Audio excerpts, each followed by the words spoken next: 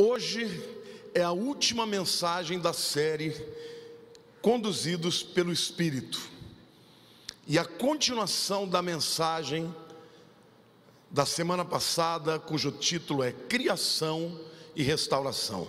E nós vamos ler Gênesis capítulo 1, versículos 13 a 12.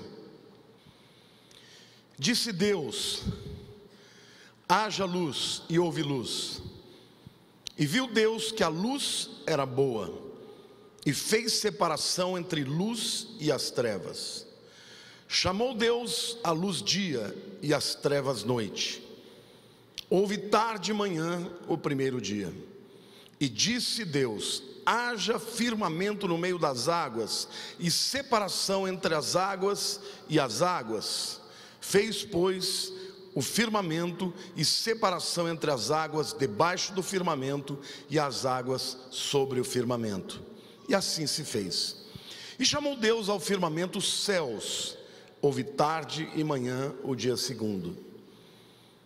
Disse também Deus: ajuntem-se as águas debaixo dos céus num só lugar, e apareça a porção seca. E assim se fez. A porção seca chamou Deus a terra, e ao ajuntamento das águas, mares. E viu Deus que isto era bom.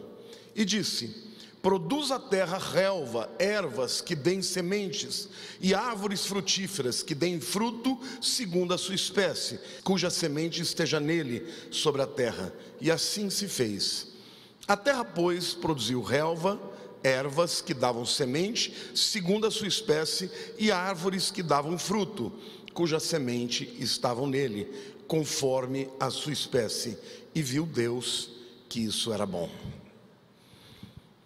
Queridos, na semana passada eu apresentei para vocês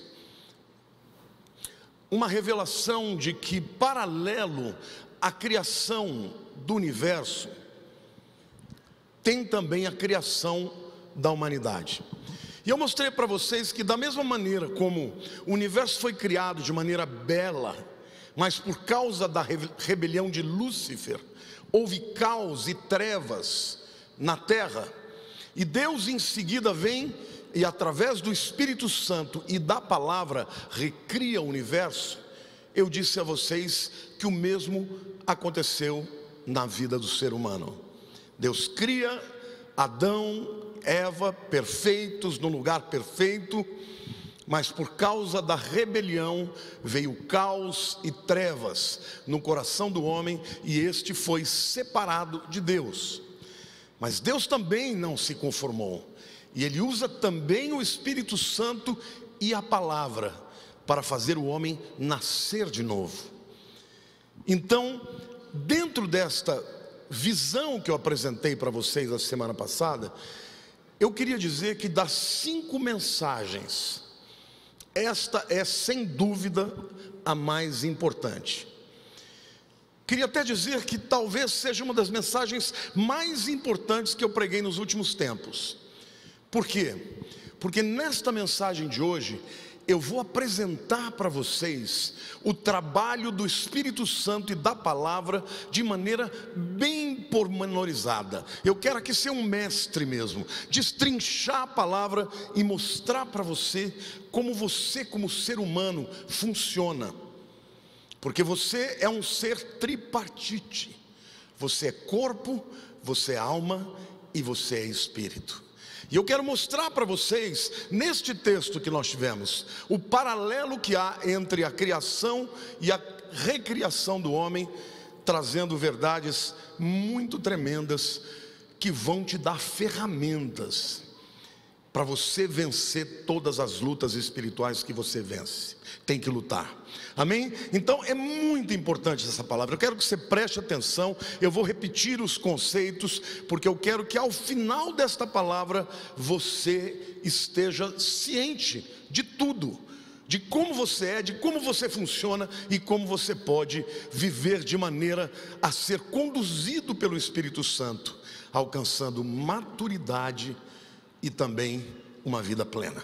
Amém? Quantos estão prontos para ouvir a palavra de Deus? Outros diga: Senhor meu Deus, a minha mente está aberta, o meu espírito sedento para ouvir a tua palavra, que eu vou receber agora em nome de Jesus. Amém? Bom, no texto que lemos, o processo continua com agora a palavra criando a luz. O versículo 3 e 4, na primeira parte, diz assim: disse Deus, aqui é a palavra, haja luz, e houve luz, e viu Deus que a luz era boa. Obviamente que a palavra de Deus, que é Cristo, determinou a criação da luz. Mas qual é o paralelo espiritual que nós queremos apresentar para vocês? Dentro do processo do novo nascimento, é a palavra de Deus quem traz à luz tudo que está acontecendo no mundo espiritual, assim como aquilo que está acontecendo na sua alma. Vocês se lembram que eu falei no domingo passado, que o homem sem Deus, ele não tem entendimento das coisas espirituais? Vocês lembram disso? Que ele estava cego no seu entendimento? Quando vem o Espírito Santo e a palavra, a luz vem sobre a alma do homem, e o homem então começa a discernir tudo o que está acontecendo no mundo espiritual, bem como na sua própria vida. E é por isso que Deus diz que quando Ele cria a luz, Ele diz: e viu Deus que a luz era boa. Literalmente, Deus ama o processo de arrependimento, quando o pecador cego começa a enxergar o que está acontecendo no mundo espiritual e na sua vida. Então, a gente vê claramente que a palavra de Deus em Jeremias diz que Deus não tem prazer na morte do ímpio, mas que ele se converta e viva. Ou seja, Deus tem prazer não que o indivíduo vá para o inferno, Ele tem prazer que o indivíduo receba a luz que vem pela palavra e ele se converta, que ele enxergue o mundo espiritual, que ele enxergue a realidade, a sua condição caótica. A Bíblia também diz que há festa no céu quando um pecador se arrepende. Não é lindo isso? Isso é literalmente resultado da luz sendo criada no coração do homem pela palavra de Deus. Você se lembra do dia que você ouviu a pregação e que aquilo impactou a sua vida? Eu me lembro que quando eu fui para um acampamento em 1981, e quando o pregador, o Dante, começou a pregar, eu pensei comigo, era desbocado, Falei: quem foi o desgraçado que contou a minha vida para esse cara? Ninguém tinha contado a minha vida para ele, mas o Espírito Santo tinha contado a vida para ele. Então, no momento em que ele começa a pregar a palavra, eu começo a perceber que aquilo dizia respeito a mim. Esse é o processo de conversão. Eu estava em trevas, não havia luz na minha alma, e a palavra entrou e começou a iluminar. E Deus do céu olha, esfrega as mãos e diz: que tremendo, que prazer que eu tenho de ver a luz entrando no coração do homem para iluminar as trevas. Amém? Glória a Deus. Salmo 119, versículo 30 diz o seguinte, irmãos: a revelação das tuas palavras esclarece e dá entendimento aos simples. Não é lindo isso? Até a pessoa mais simples do mundo, quando lê a palavra, parece que a luz está sendo ligada, o interruptor ligou, e a pessoa olha para dentro de si e começa a ter aquele sentimento: puxa vida, eu sou pecador, eu preciso de Deus, eu preciso de um Deus que tenha graça, que tenha misericórdia pela minha vida. E aí o Espírito Santo vem e te mostra que foi Jesus quem morreu na cruz para pagar o seu pecado, e a luz começa a iluminar as trevas do coração do homem. Amém, igreja? É a obra de Deus recriando, nascendo de novo o ser humano. Glória a Deus, irmãos. Aleluia.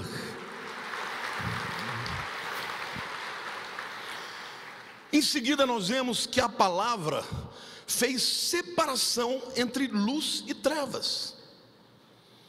E o que representa isso espiritualmente? É a separação entre o espírito do homem e a sua alma. O texto diz assim: disse Deus, haja luz, e houve luz. E viu Deus que a luz era boa, e fez separação entre luz e trevas. Diga assim: é a palavra de Deus quem separa luz de trevas. Na aplicação que nós estamos fazendo, é literalmente a palavra separando a alma do espírito. Lá em Hebreus capítulo 4, versículo 12, a Bíblia diz assim: porque a palavra de Deus é viva e eficaz, e mais cortante do que qualquer espada de dois gumes, e penetra até o ponto de dividir o quê? A alma e o espírito, juntas e medulas, e é apta para discernir os pensamentos e os propósitos do coração. Quantos de vocês já sabiam que vocês são seres formados de 3 partes? Quantos de vocês sabiam disso?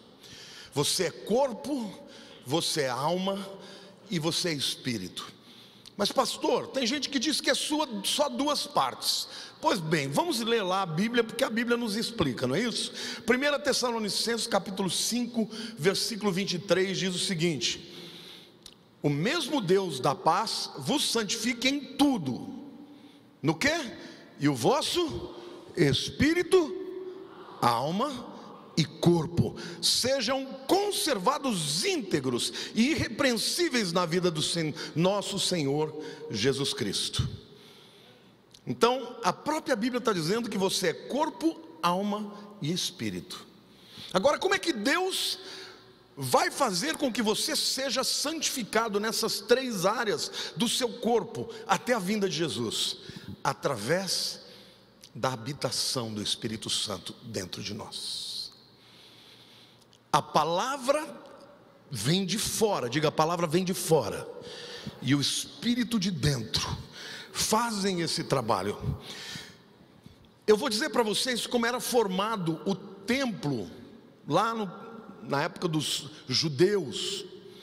O templo e o tabernáculo, eles tinham 3 partes. O átrio exterior, ele corresponde ao corpo. O átrio interior, também chamado de lugar santo, corresponde à alma. E o lugar onde o Espírito Santo, o Shekinah, a glória de Deus, habitava, era nos santos dos santos. Portanto, o templo, ele tem um paralelo perfeito com o corpo do ser humano. Ah, pastor, você está viajando. Será que tem respaldo na Bíblia? Vamos ver 1 Coríntios 3,16. Não sabeis que sois o santuário de Deus? É o templo de Deus, e que o Espírito Santo, o Espírito de Deus habita em vós? A palavra santuário aqui, naos, tem 2 palavras para templo. Uma é hieron. Hieron fala de tudo. O naos fala da porção mais interior.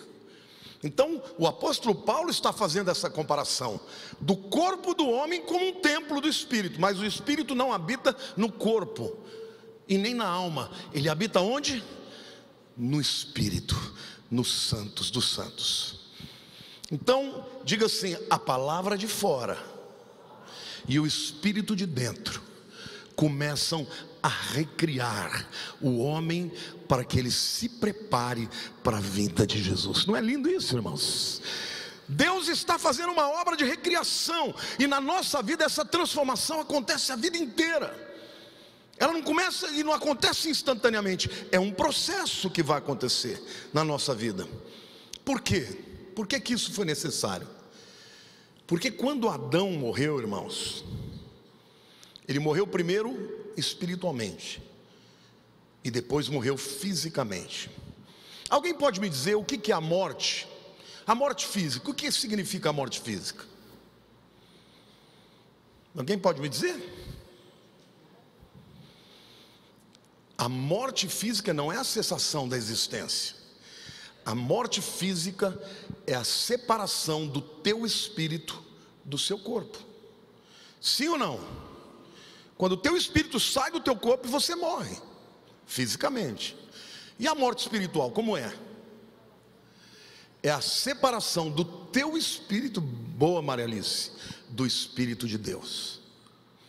Então, quando Adão pecou, ele também era corpo, alma e espírito, e o espírito dele, que era a porção mais nobre, mais alta, caiu. E quando Adão morreu espiritualmente, não significa que o seu espírito foi aniquilado. Ele não deixou de existir, ele foi alienado. Ele simplesmente perdeu a condição de discernir a Deus. E o espírito de Adão caiu para o nível da alma. E a alma e o espírito de Adão se misturaram de uma forma tão profunda que já não dava mais para saber o que era um e o que era o outro. E agora, quando Deus vem e faz um processo de recriação, o que acontece? A palavra de Deus vem como um bisturi. O texto fala de espada, né? Afiada de 2 gumes, que cortava dos 2 lados. Mas se fosse escrever hoje, a gente dizia que a palavra de Deus é como um bisturi, que vai lá para quê? Para cortar e separar o que é o espírito do que é a alma. Quantos aqui já aceitaram a Cristo como Senhor e Salvador da sua vida? O teu espírito nasceu de novo. Só que o teu espírito está dentro de você, mas ele ainda está misturado pela alma. E aqui eu quero explicar para vocês de uma maneira bem prática, para que você nunca mais se esqueça. O espírito, irmãos, é o que nos dá a capacidade de discernir a Deus e o mundo espiritual. A Bíblia diz assim, que o homem natural, ele não entende as coisas espirituais, porque elas se discernem espiritualmente. Mas o homem espiritual entende. Então diga assim: o espírito discerne a Deus e o mundo espiritual. E a alma? A alma tem autoconsciência. A palavra alma no grego, na língua grega do Novo Testamento, é psique, de mente. Então, a alma é aquilo que discerne quem nós somos. O ser humano é o único ser criado por Deus que tem autoconsciência. Quantos de vocês levantaram hoje e pensaram sobre o que vocês estão pensando ou sentindo? Quantos de vocês percebem quando você está triste? Quantos de vocês percebem quando tem algo que te incomoda? Isso tudo é alma, isso é mente, é intelecto. Então diga assim: o espírito discerne o mundo espiritual e Deus. A alma tem autoconsciência, discerne sentimentos, emoções, pensamentos, desejos, arrazoamentos. Isso tudo está no nível da alma. E o corpo discerne o quê? Os sentidos. O que você vê, o que você ouve, não é isso? O que você fala, o que você toca, o que você cheira, os 5 sentidos. Portanto, irmãos, quando a Bíblia diz que a palavra de Deus é como esse bisturi, ou como essa espada que divide a alma do espírito, é para que você consiga separar o que vem do teu coração, da tua alma, e o que vem do teu espírito. Eu vou ser prático aqui para você ter uma ideia. Quantos aqui sabem que devem perdoar? Por que você sabe disso? Porque se você nasceu de novo, o Espírito de Deus revela no nível espiritual que perdoar é bom. Mas quantos de vocês, na hora que você é ferido, ou quando alguém te provoca uma ferida muito profunda dentro de você, você não consegue perdoar, porque dentro de você tem uma mágoa enorme, uma vontade de ter revanche? Quantos sentem isso? Isso é alma. E como é que você discerne o que vem de Deus e o que não vem de Deus? Alguém pode me dizer? Porque tem muita gente que pensa que tudo que ele sente é de Deus. Mas como é que você pode dizer que não é de Deus, se não for pela palavra de Deus? Ou seja, você está tendo um sentimento que é contrário à vontade de Deus, da palavra de Deus. O que você vai dizer? É a minha alma. E o meu espírito diz não, e a minha alma diz sim. Eu vou dar um outro exemplo. Uma área de tentação, por exemplo. Quantos de vocês já passaram por tentações onde você tem muita vontade de se entregar àquela tentação, e lá dentro de você, você fica triste quando a tentação te vence? Está todo mundo assim. Levanta essa mão direita, meu irmão. O homem natural não está nem aí. Porque o homem natural, o espírito dele está morto. Ele só tem consciência do que ele sente, do que ele pensa. Irmãos, o mundo de hoje vive pelos sentimentos, dominado pelas paixões, pelos sentimentos, pelos impulsos. Isso somos todos nós. Mas quando você nasce de novo, o teu espírito fala: essa não é vontade de Deus. E aí fica aquela guerra na alma do espírito e a alma. Quando o teu espírito vence, você se alegra, você glorifica a Deus. Quando você perde e a carne vence, você fica triste. Quem fica triste? O espírito dentro de você. Ah, pastor, mas como é que eu vou saber o que é a alma e o que é o espírito? A palavra de Deus é como uma espada de dois gumes, que divide a alma do espírito, juntas e medulas, pensamentos e sentimentos do coração. Amém? Então, o homem sem Deus, o espírito dele cai para o nível da alma e é completamente misturado e não consegue separar uma coisa da outra. Mas você nasce de novo, e quando você nasce de novo, a palavra de Deus ao longo da tua vida vai começar a separar o que é alma e o que é espírito, o que é luz do que as trevas, porque o Espírito de Deus vai produzir em você luz e verdade, mas a alma, as feridas, os sentimentos, as emoções, os medos, as inclinações, as tentações vão sempre te levar para o caos e para as trevas. Mas a palavra de Deus, ela é poderosa. Diga: a palavra de Deus é poderosa. Aquilo que é impossível para o homem é possível pela palavra de Deus. Você crê nisso? Você pode dar uma salva de palmas para o Senhor? Aleluia, igreja.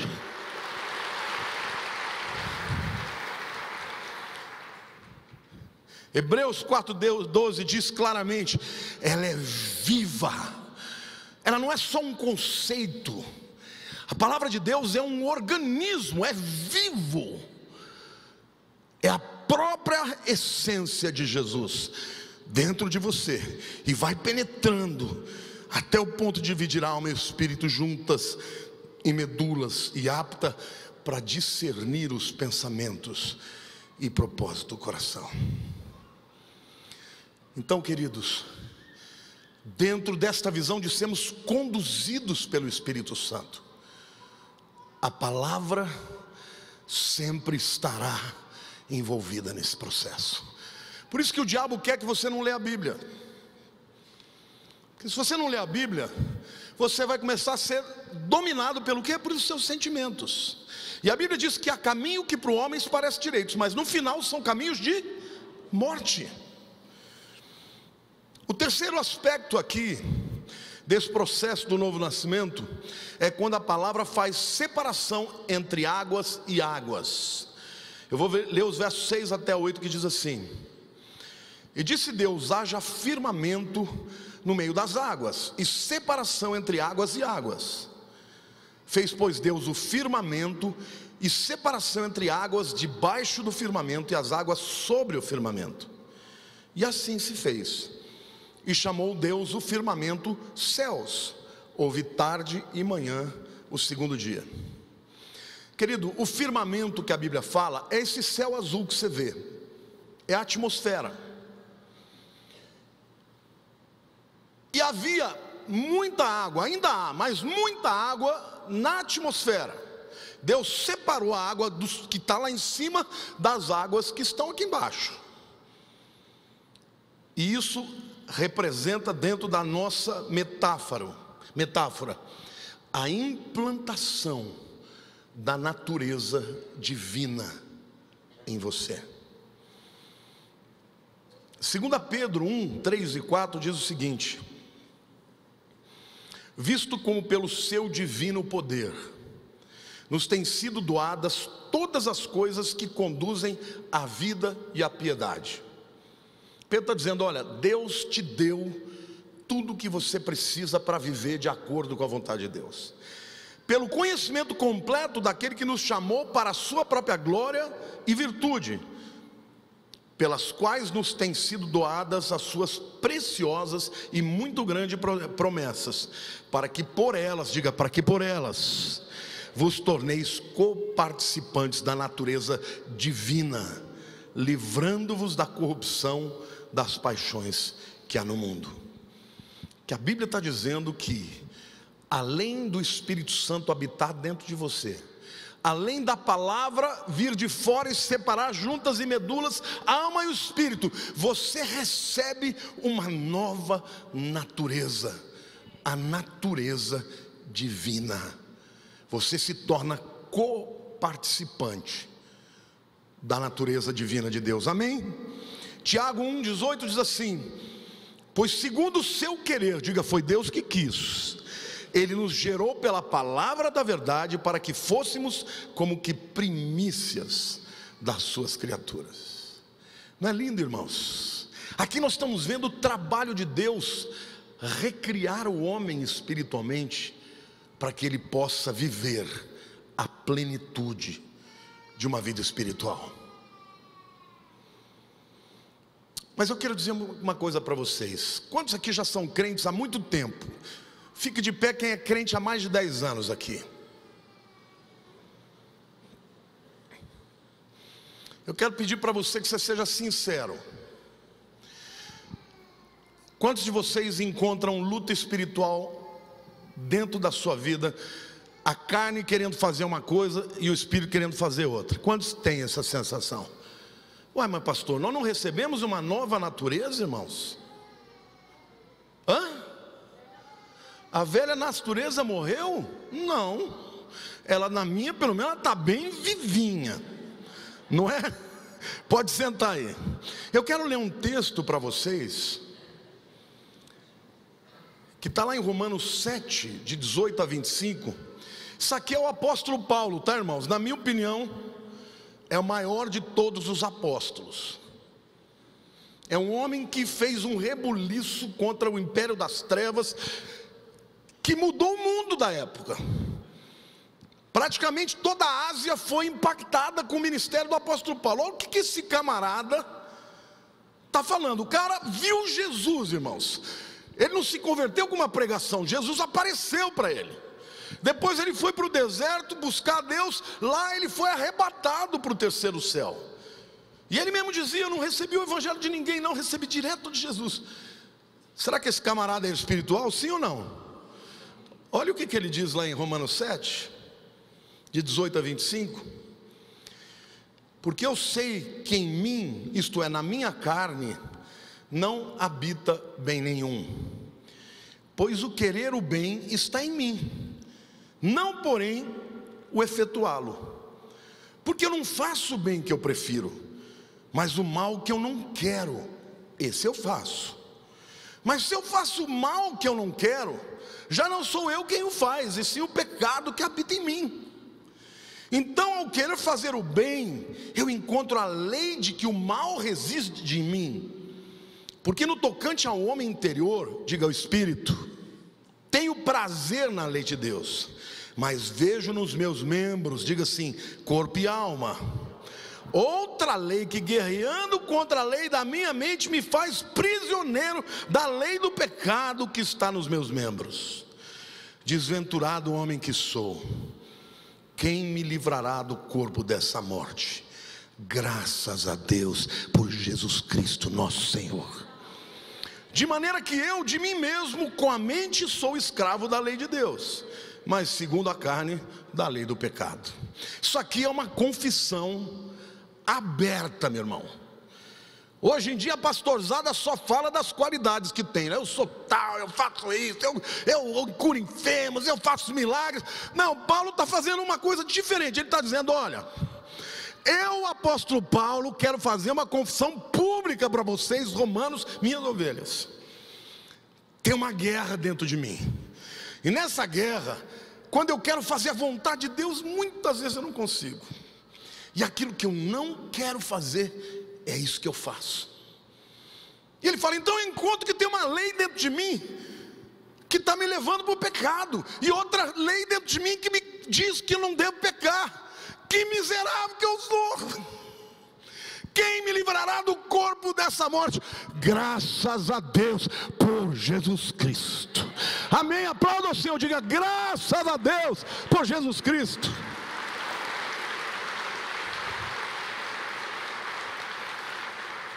O que significa isso, pastor? Significa que essa guerra você vai ter até você morrer.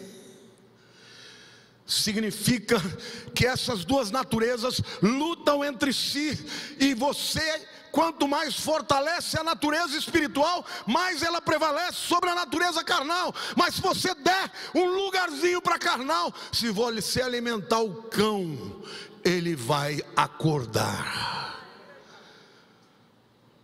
Paulo também, lá em 2 Coríntios capítulo 12,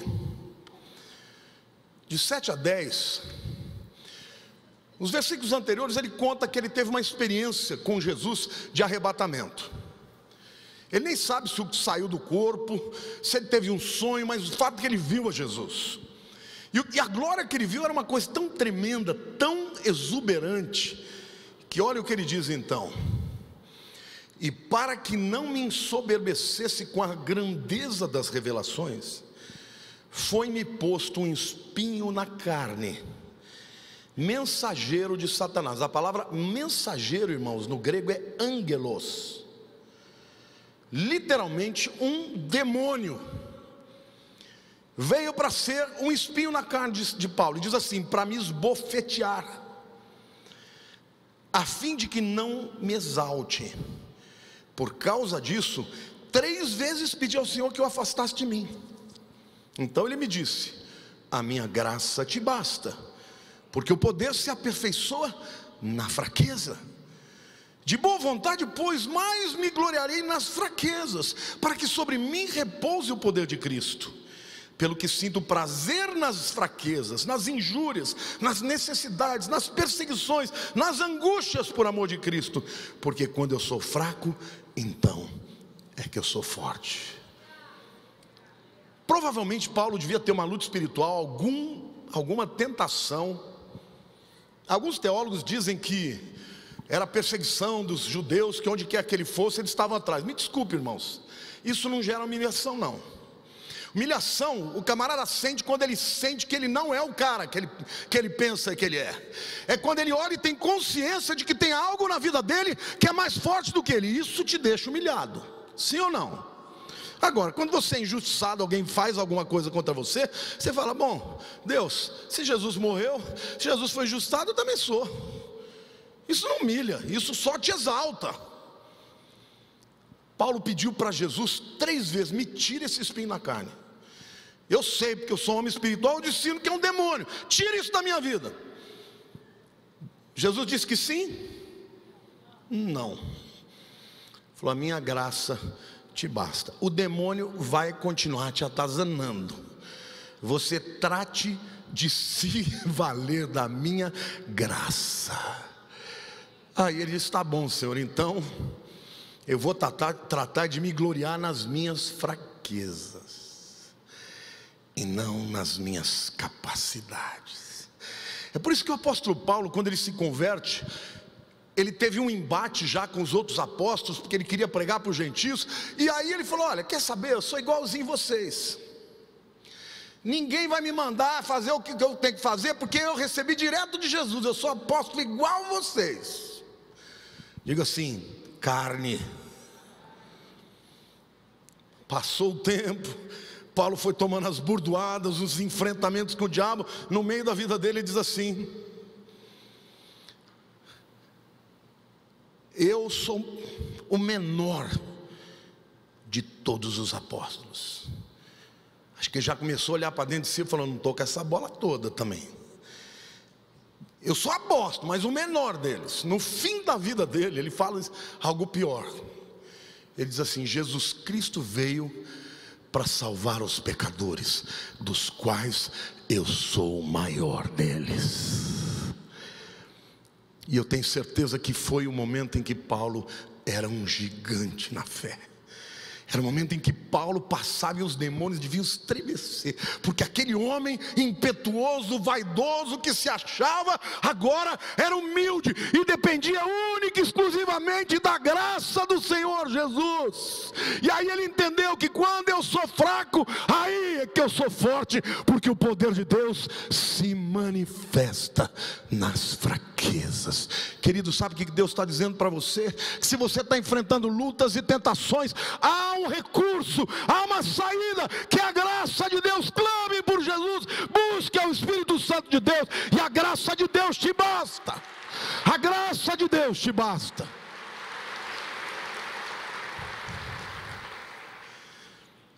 Diante de um desafio, o Espírito sempre vai te levar a crer. A alma sempre vai te levar a temer. Como fazer para que o Espírito volte a tomar conta da sua vida? Através da leitura da palavra, através da adoração, da busca do enchimento do Espírito. Então, meu querido, é muito importante você saber que a luta continua. Cutuca o irmão do lado e diga: a luta continua.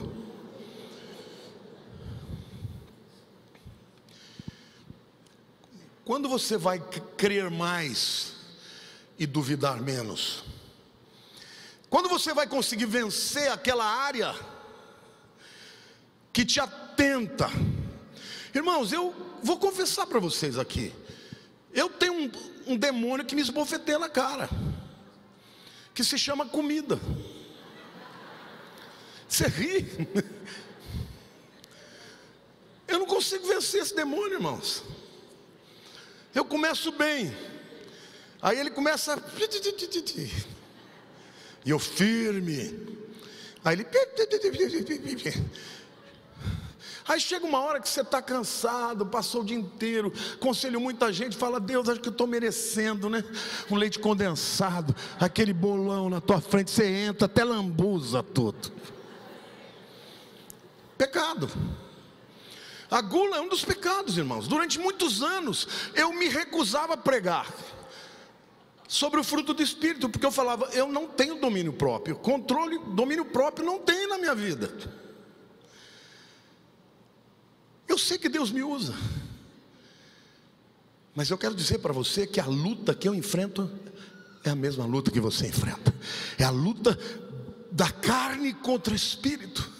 E Deus é tão gracioso que Ele deixou o maior de todos os apóstolos confessar, dizendo: tem um demônio que veio para me atazanar, e eu não consigo vencer. E a gente tem outras áreas, eu falei de uma, mas tem tantas outras. Então como é que nós vamos vencer? Nós vamos vencer sabendo que Deus tem uma palavra poderosa para entrar e dividir alma e espírito, que é o Espírito de Deus, que não está mais fora de nós, mas está dentro de nós, que é uma nova natureza que nós recebemos de Deus dentro de nós. Então, querido, se exponha ao Espírito Santo, se exponha à palavra de Deus.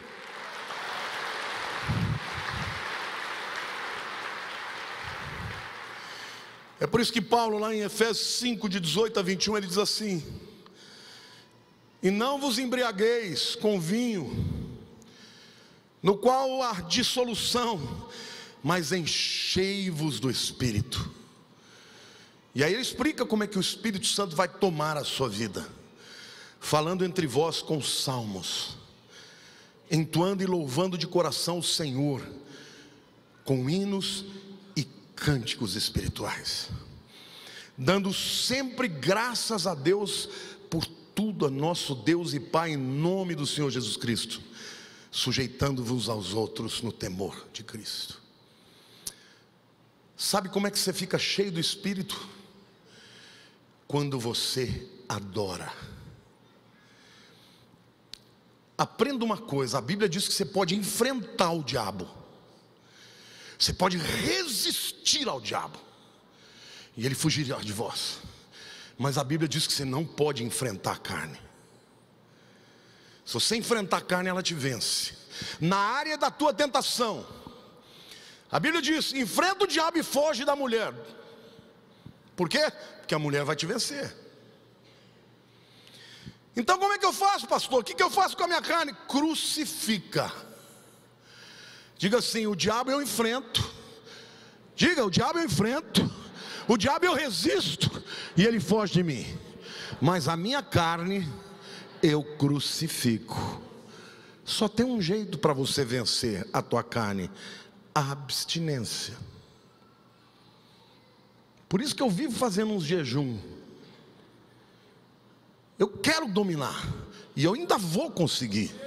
Eu ainda vou ser magro, irmãos, e vocês me aguentem aí.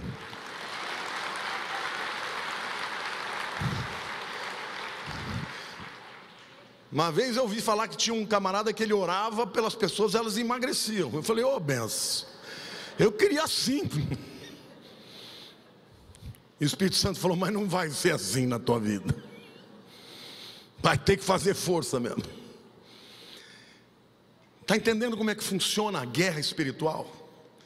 Mas hoje você não está sozinho, porque hoje o teu corpo, que ainda tem as inclinações, a tua alma, que ainda grita, ainda tenta dominar, está sendo atacada por quem? Pela presença do Espírito de Deus dentro de você, e uma nova natureza. Mas você tem que fazer as escolhas certas. Ao invés de alimentar a ira, alimenta o amor.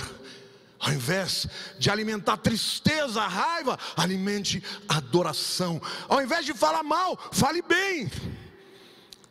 Ore pelo seu inimigo, abençoe aqueles que te perseguem. E cada vez que você faz isso, o Espírito Santo começa a controlar a tua alma, a fechar as feridas, e as brechas da alma vão sendo fechadas, e o Espírito Santo vai dominando você. Amém? Mas a luta continua. No caso de Paulo, a experiência com Deus foi tão tremenda, irmãos, mas tão tremenda, que Deus falou: se eu não deixar um demônio tentar esse camarada, ele vai cair. E ele diz: por causa da excelência das revelações, foi-me posto um demônio, um mensageiro de Satanás, para me colocar um espinho na minha carne. E ele orou a Deus. Deus falou: não vou tirar não, a minha graça te basta. Olhe para a pessoa que está lá e diga: Deus está dizendo para você: não vou tirar, a minha graça te basta. E a última parte do processo aqui, do nascer de novo, no texto de Gênesis que nós estamos lendo, é quando a palavra produz vida. E nós lemos o texto de como, depois de tudo isso, é que Deus faz a terra seca aparecer, e a relva apareceu, e Deus dá sementes, e dá árvores, e dá frutos que contenham sementes. Aqui a gente vê pela primeira vez, queridos, a lei da semeadura e da colheita. Entenda uma coisa: no processo de produzir vida, Deus instituiu uma lei que rege o universo. Para colher, diga: para colher, eu tenho que semear. E isto vai valer para todas as áreas da sua vida. E dentro da nossa temática particular, da luta da alma contra o espírito, da mente contra o espírito, Gálatas capítulo 5 é o capítulo clássico, porque ele fala das obras da carne e do fruto do Espírito Santo. Então, literalmente, se você alimentar a carne, Se você alimentar aquilo que está na tua alma, as tentações, as dores, as tristezas, as mágoas, a revanche, a ira, a contenda, a maledicência, isso vai crescer na tua vida. E não se esqueça, tudo isso vai gerar caos, morte e destruição. Mas se você alimentar o Espírito, se você der vazão ao Espírito Santo na tua vida, o que vem daí é o fruto do Espírito, que eu vou ler para vocês lá em Gálatas capítulo 5. Mas se sois guiados pelo Espírito, não estáis sobre a lei. Ora, as obras da carne são conhecidas e são prostituição, impureza, lascívia, idolatria, feitiçarias, inimizades, porfia, que é briga, ciúmes, iras, discórdias, dissensões, facções, invejas, bebedices, glutonarias e coisas semelhantes a estas, a respeito das quais eu vos declaro, como já outrora vos preveni, que não herdarão o reino de Deus os que tais coisas praticarem. E aqui está falando não de uma queda, está falando de uma vida, de uma prática dessas coisas. E querido, aqui está incluído todos os pecados sexuais, mas não são somente esses, porque a gente gosta de dizer, não, mas eu não adultero. Mas você tem raiva, você briga, você calunia, você entra em porfia, você tem inveja, você tem sentimentos que não vêm de Deus. Então toma cuidado, não alimente estes sentimentos. Mas ele diz: e os que são de Cristo Jesus crucificaram a carne. Diga assim: o diabo a gente resiste e ele foge, mas a carne a gente crucifica. Você é bocudo? Como é que você crucifica carne? Morde a língua. Vai falar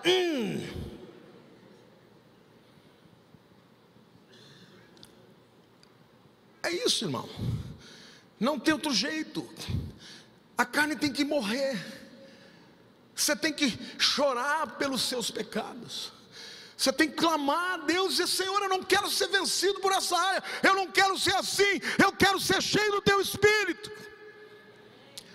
E sabe, irmãos, às vezes Deus deixa você passar por um processo de humilhação e de perdas, porque somente na perda que você se quebranta, acaba com a empáfia e diz: tá bom, Senhor, eu vou abrir mão desta minha área de pecado e eu vou dizer sim para a tua vontade. Tem misericórdia de Deus, e Deus tem a misericórdia, sim.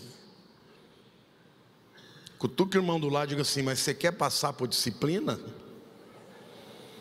Diga assim: melhor não. Então reconhece, busque a Deus. Deus é gracioso, Ele entende quando você cair. Aquela área de temperamento que você tem que, a hora que você vê, eu sempre fui muito briguento, viu, gente? Eu já era pastor, graças a Deus que o envelhecimento me deu medo de apanhar na rua. Mas quando eu era jovem, forte, eu era muito forte, eu não tinha medo nenhum não. O cara fechou, eu fechava e ia atrás. Deus nunca permitiu tomar uma surra na rua, mas podia ter permitido. Eu estou falando isso porque eu também tenho as minhas áreas. Mas o que Deus está dizendo para você é que se o Espírito Santo está em você, se você tem uma nova natureza, você tem que olhar para a tua atitude, para o teu comportamento que é pecado, tem que dizer: é pecado. Eu não vou mais chamar disso daí, não, isso não é não, é pecado sim. E quando você permite que o Espírito Santo domine a sua vida, o fruto do Espírito vem. E olha qual que é o fruto do Espírito. O fruto do Espírito é amor. Diga: amor, alegria, paz, longanimidade, que significa paciência, benignidade, bondade, fidelidade, mansidão, domínio próprio. Ai, ai, ai, ai, ai. Podia ter parado antes do domínio próprio. Contra essas coisas não há lei. E os que são de Cristo crucificaram a carne com as suas paixões e concupiscências. Se vivemos no Espírito, andemos também no Espírito. Não nos deixemos possuir de vanglória, provocando uns aos outros, tendo inveja uns aos outros. 2 Coríntios 5,17 diz: e assim, se alguém está em Cristo, é nova criatura. Diga: eu sou nova criatura. As coisas antigas já passaram, e eis que se fizeram novas. Aquele que não produzia nada a não ser obras mortas, agora em Cristo produz muitos frutos para a glória de Deus. O novo nascimento, e eu estou terminando aqui, não te tornou uma pessoa perfeita, porque enquanto estivermos nessa terra, as duas naturezas vão permanecer. Mas o que Deus nos deu, em primeiro lugar, a graça. Diga: graça. A salvação de graça. Não merece, você não merece, não compra, não tem como merecer, nem vai comprar. Creu em Jesus, está salvo. Mas aí começa um processo em que o Espírito Santo vai começar a trazer luz para você. E aquelas áreas da tua vida em que a alma, em que o caos, as trevas do homem sem Deus dominavam, começam a receber a luz. E o Espírito Santo começa a te revelar, e as duas vozes começam a estar juntas, falando com você. A alma dizendo algo e o Espírito Santo falando ao teu espírito ao mesmo tempo. E quanto mais você dá um passo em direção a Deus, mais autoridade e poder e graça e favor você vai ter na tua vida. Amém? Por isso, queridos, é muito importante sermos guiados pelo Espírito. Sabe qual é a coisa que um crente mais devia fazer na vida? Confessar pecado. Eu faço isso todo dia. Todos os dias eu digo para Deus: Senhor, me ajuda a te agradar. Mostra as áreas da minha vida que eu ainda não consegui vencer, e me ajuda a vencer. E sabe, gente, nos momentos em que eu estou na presença de Deus, os momentos que eu estou ouvindo uma palavra, ou estou lendo a Bíblia, ou estou adorando, ou eu estou orando, parece que meu espírito fica forte, e todas as áreas que eu não conseguia vencer, eu passo a vencer, por causa da presença de Deus. Por isso, enchei-vos do Espírito. E o enchimento do Espírito não é algo que vem somente dele, é você que faz. Diga assim: falando entre vós, com salmos, hinos e cânticos espirituais. O que você vai falar, irmãos? Diga assim: só bênçãos, louvando, dando sempre graças a Deus. A tua boca, a tua palavra é instrumento de trazer para si ou dominação de demônios, ou o poder, a graça e o favor do Espírito Santo. E você sabe que você está vencendo quando o teu coração está cheio de amor, de alegria, de paz, de paciência. Quando você começa a ficar nervosinho, irritadinho, querendo brigar com a sombra, carne, vai para o teu cantinho. Estou no teu cantinho, no meu. Vai para o teu cantinho, confessa, fala com o Senhor, que Ele te ouve, e Ele tem graça, e Ele tem favor, e Ele tem misericórdia para a tua vida. E a Bíblia diz que quando você faz isso, o diabo é envergonhado. envergonhado e o Senhor é glorificado na tua vida. Amém? Você pode aplaudir o Senhor? Ore assim comigo, diga: Senhor Jesus, Tu és a palavra, Espírito Santo, Tu habitas em mim. Eu me rendo a Ti agora.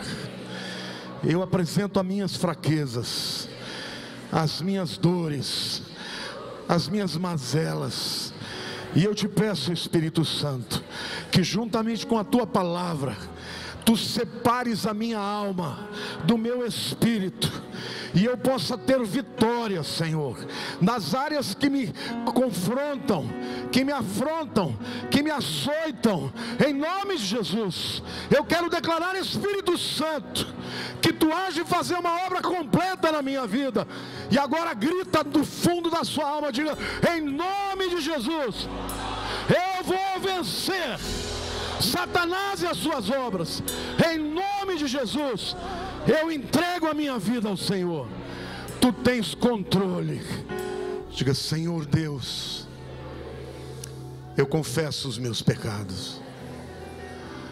Muitas vezes tenho alimentado a minha carne, sentimentos da alma que não vêm de Ti. Mas hoje, diante do Senhor, eu me humilho.